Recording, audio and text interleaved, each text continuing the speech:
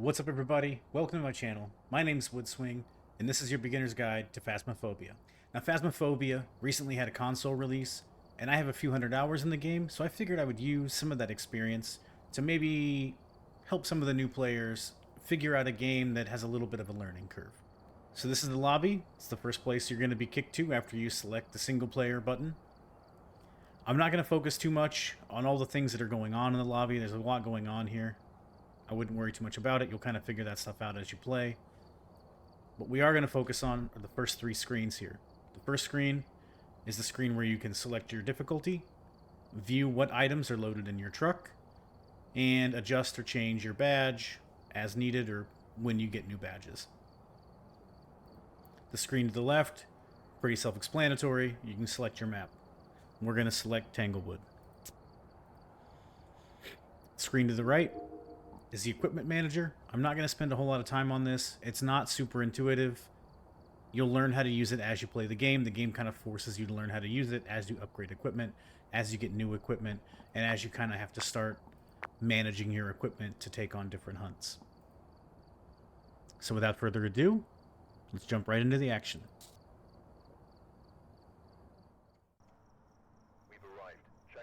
Okay, once you load into the map, this is what it's going to look like. You're in the back of your truck. There's a radio over here in the corner with a disembodied voice giving you unsolicited advice that is kind of bad and not helpful at all. Don't take anything this man says to heart. None of it means anything. We're going to have our objective board. These objectives here, like we have cleanse the area near the ghost using incense, capture a photo of the ghost, find evidence of the paranormal with an EMF reader. Not all of these will be completable your first few playthroughs because you will not have the equipment to complete some of them. These objectives rotate every game, and they earn you extra money at the end of your contract if you complete them. Here we'll have our map of the current map that we're playing.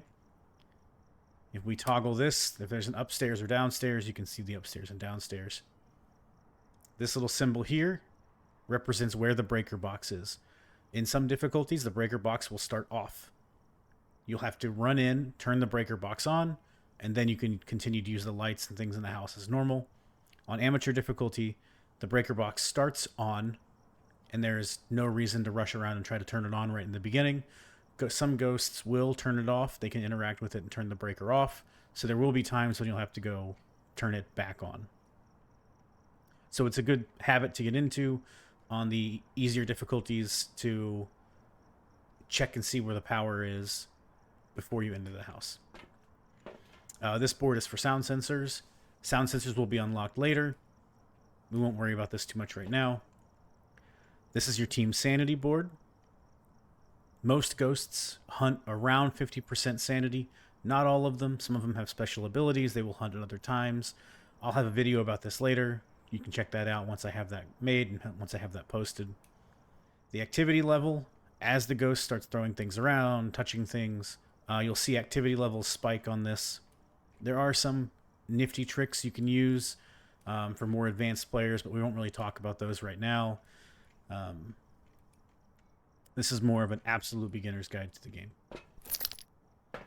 Okay, so for equipment, of course, we're going to have a video camera, a dots pin, a really, really bad flashlight, a ghost writing book, UV flashlight, thermometer, which is the GOAT of the game, spirit box, and EMF. Okay, topic number 1, finding the ghost room.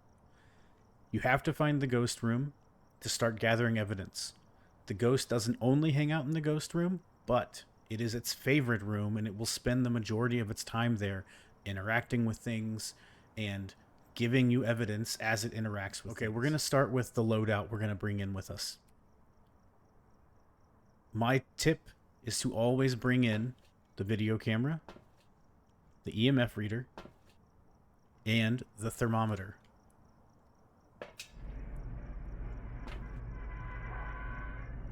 Now, as we're heading toward the house, we're going to toggle our night vision on, and we're going to walk into a dark house. And as I'm walking through the house, my initial look through, I'm going to be using the camcorder's night vision to look for ghost orbs.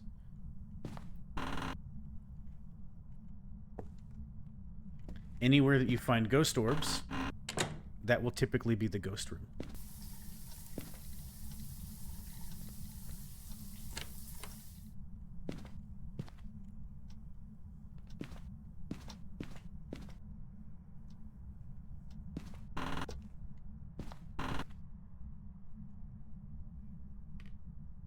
Okay. Check the basement. I know the basement's the scariest place in the house, but you gotta check the basement.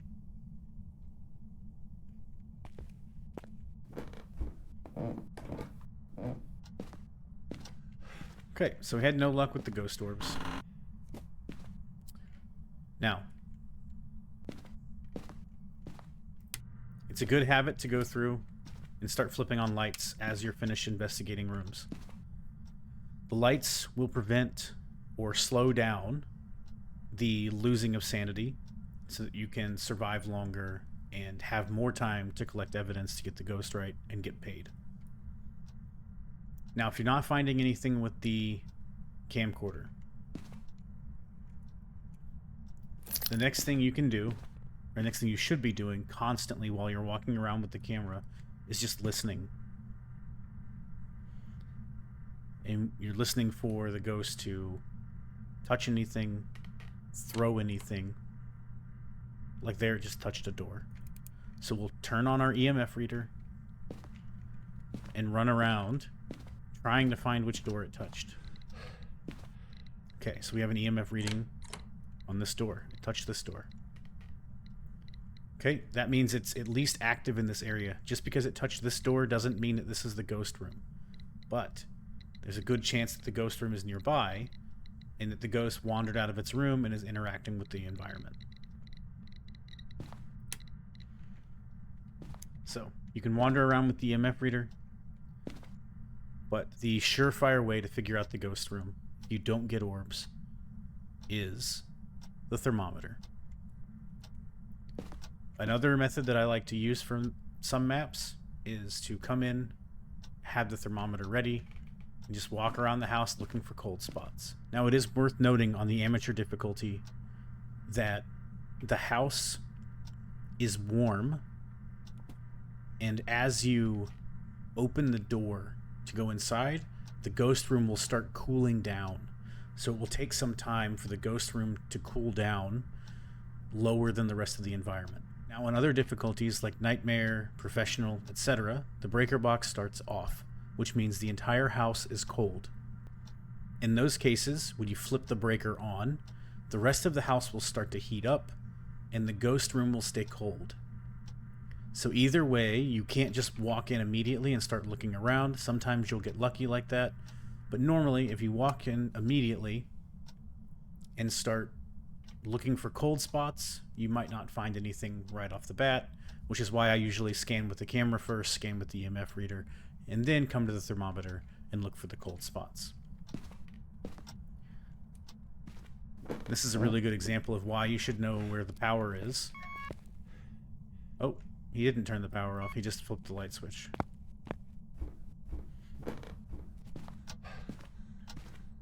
Turn that back on.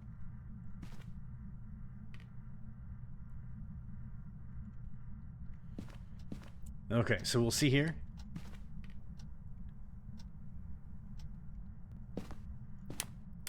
Yeah, light's bugging.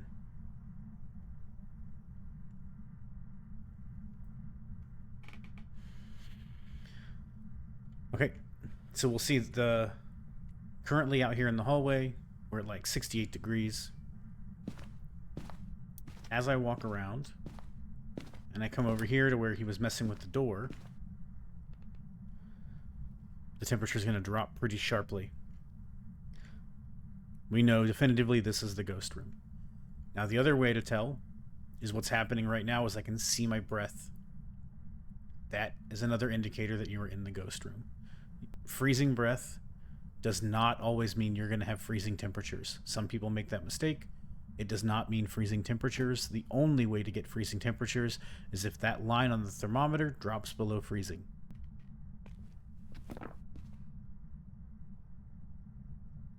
Alright, so now we found the ghost room. Let's talk about equipment. First thing we're going to talk about, the camcorder. Camcorder has a couple of really good uses. Number one, it can be used like a nightlight or like a night vision goggles. You creepy bastard. And he blew my light bulb. It can be used like night vision to find your way around a dark map. It is also used to spot activity and things from the truck. You can view the camera from the truck on the little monitor inside. And of course, it's used to find ghost orbs. And there are some pieces of evidence that you can only get by looking through the camcorder. There's a certain ghost, the Goryo, that has a dots as an evidence, but only if you're not in the room and only if you're looking at it on a camera. With the camera, usually what I do is I find a spot in the room to set it down and point it into the room. The next piece of equipment I want to talk about is the EMF reader. The EMF reader, you will get readings every time the ghost interacts with something. If it throws something, touches a door, touches the window, anytime it interacts with something, you should get an EMF reading. Even when they use some of their abilities, some ghosts have certain abilities, you'll get EMF readings for those as well.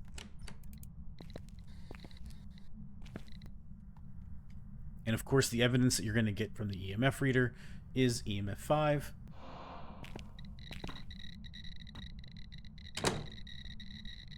Now, it can only be EMF 5, especially with the Tier 1 equipment. That needle is pegged all the way over to 5, all the way over to high, and it stays there. Sometimes it jumps around 4. That's not EMF 5. It has to be pegged all the way to the right. Okay, the next pieces of equipment we're going to talk about are what I like to call the set and forget equipment. We have your dots pin and your ghostwriting book. The reason I call these set and forget equipment is because you turn them on, set them down in the room, and then just check them periodically to make sure that the ghost is interacting with them.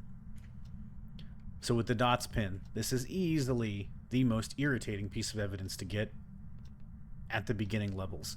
It looks really cool when you get it, but it is so irritating because the dots pin, the very first tier dots, is awful. All the tier 1 equipment is bad.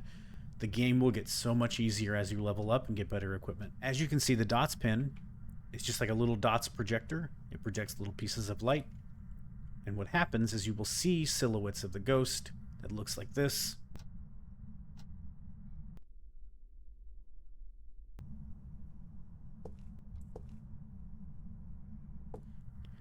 Now, this doesn't always happen. So if the ghost passes through it and you don't see dots, that doesn't mean that the ghost won't give dots. It has to enter a dots state where it is choosing essentially to give you dots evidence. It doesn't always do this. So with the dots, you find a good spot to set it, a spot that can see a good chunk of the room. Like that looks okay. It covers this room pretty well. Now the other piece of equipment that is kind of a set and forget piece of equipment is the ghostwriting book. There are a couple caveats to the ghostwriting book. 1, it has a limited range. 2, the ghost has to choose to interact with the book. If it doesn't choose to interact with the book, you won't get the evidence. Even if the ghost gives that type of evidence, even if the ghost does have a ghostwriting as evidence, if it doesn't interact with the book, you may not get ghostwriting. Now, as you get higher tiers of ghostwriting books, it becomes more likely that the ghost will interact with the book. And it gets easier and easier to get that type of evidence. And the third thing is, you can't just drop it on the ground. The ghost will never write in it like this. Okay? You have to place it. And you'll see that when you place it, it's open. Right? It's open. If it's open, the ghost can write in it. The other thing to watch is you see the little white ring around it. That is the area in which the ghost can interact with the book. The ghost has to be within that area to interact with it. So typically what I like to do with this Put it right in the middle of the ghost room. Okay, and now we don't have to mess with it anymore. Like, it's there, the ghost will write in it. Just like this. Now, there are other things that the ghost can do. The ghost can also throw and close the book.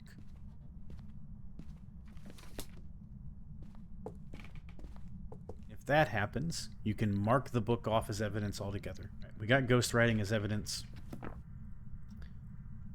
There's another piece of equipment we haven't talked about yet, and that is the UV light.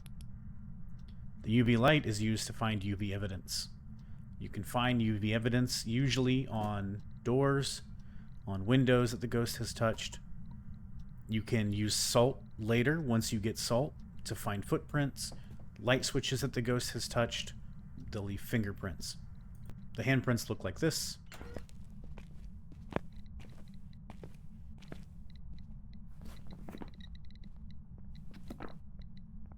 Now, if a ghost touches a door, and you make it to that door, and you shine your light on it, and you don't see anything, don't immediately rule UV out.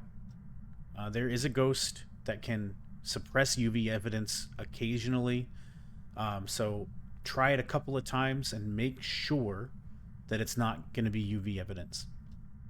Okay, so maybe you didn't get to the door in time because it only stays for so long. Maybe you didn't get there in time. Maybe it's an Obake who has a chance of hiding UV evidence. Check a few times before you rule it out. Like here, it touched the door. We have UV. We can mark off UV evidence. Touched it again. The handprint changed. There are a few different handprint models. Okay, I'm 90% sure this is a poltergeist.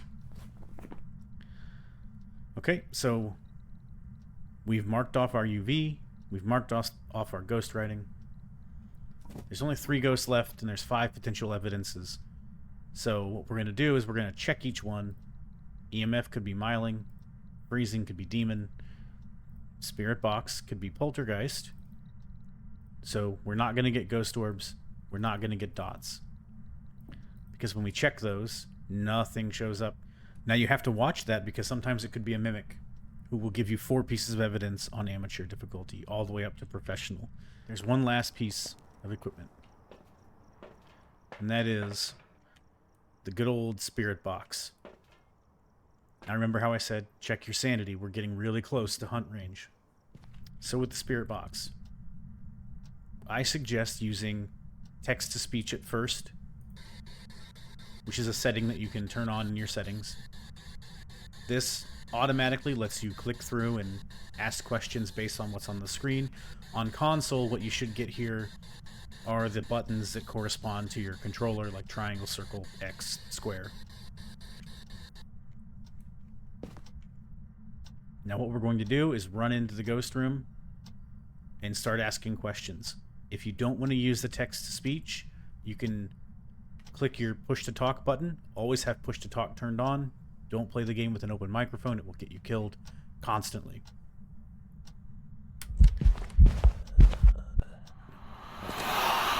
You bastard.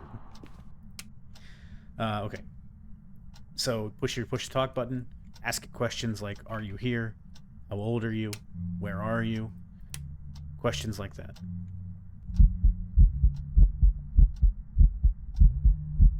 He wants to say hi.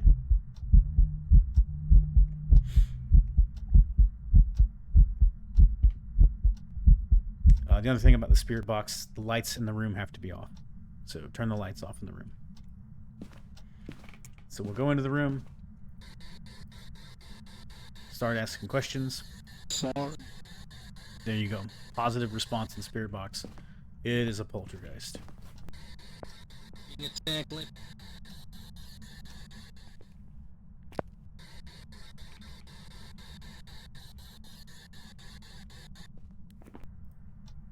Awesome. We got poltergeist. Got a little bit of sanity left. We could bolt to the truck right now, be out of here, make our money, and go. But that's not what I'm going to do, because I promised that I would show you how to survive a hunt. without equipment. You run. Just like that. You run.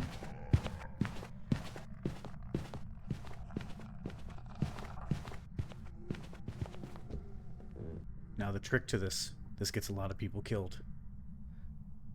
Don't have an open mic, because it can hear you talk. Don't have electronic equipment in your hand, like a flashlight, turned on. If you have a flashlight in your hand turned on, the ghost will find it, and it will come get you in the closet. Same thing with any other electronic piece of equipment. If it's in your hand and turned on, like this, the ghost can find you. Okay. So, a really good habit for new players especially. When you first enter a map, while you're walking around with your camcorder, looking for ghost orbs, also look for hiding places. Look for closets. Open them up and check inside. This one was empty. Luckily, this one was empty. I didn't check it before because it could have been full. Sometimes they'll be full of things and you can't hide in them.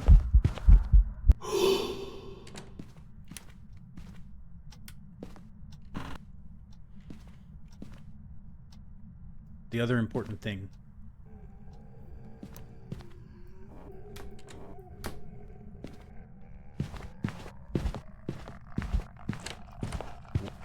Sometimes you have to really quickly close the door because they'll walk by and just interact with them and it'll pull them open. Sometimes you have to just hold the door shut or pull it closed as soon as it touches it.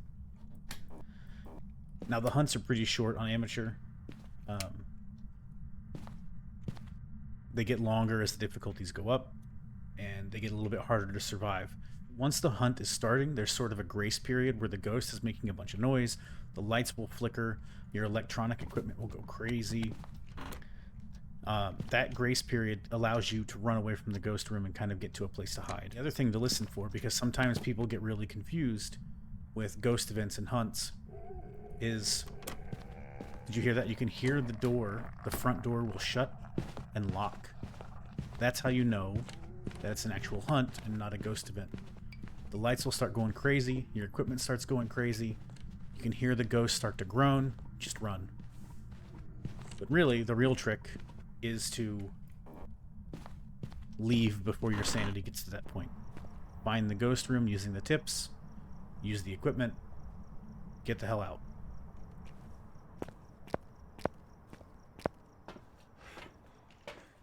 Get the hell out.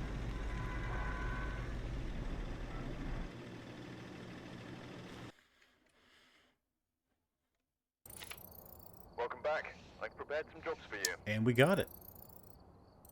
Thanks for watching my very first YouTube video. If you found the content helpful, or if you liked it, please drop a like and subscribe, and come check me out on Twitch at twitch.tv/woodswinggaming.